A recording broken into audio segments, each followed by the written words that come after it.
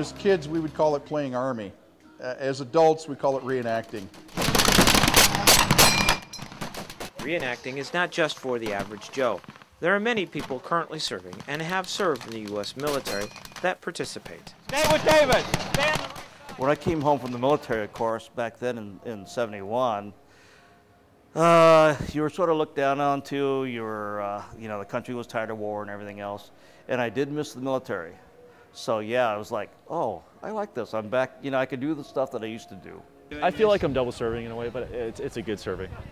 I get a kick out of this. It's something that I freely volunteer to do because it's just very educational, very interesting for a lot of people. I went to school to be a history major, and I learned history. And living history is just another branch from this. It's learning and then doing. Events like this one, held in Rockford, Illinois, and around the United States, shows the public the types of equipment soldiers used during World War II. Reenactors also use this time to talk with children and veterans. Because I know some veterans, they hang out here or come watch the events and they love it. They never criticize us, really. They're like, thank you for what you do. They'll thank all the reenactors for what they do.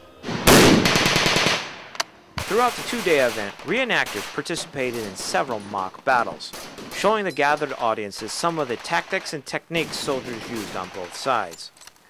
For Dave Collins, a World War II veteran himself, who took part in the invasion of Italy, watched the battles with a unique perspective. They did good. I could improve on their training a little bit, but that's all right. I mean, they're not claiming to be professionals either, but I thought they did good. We are actually serving by what we do, by honoring them, by keeping the history alive, keeping the memory so that things like World War II and Vietnam and Korea would not be repeated over again. When history is forgotten, you are doomed to repeat it. By remembering how soldiers lived and fought is one way they are keeping the history alive for the next generation. Reporting from Rockford, Illinois, somewhere in Europe, I'm Staff Sergeant Daniel Symonds.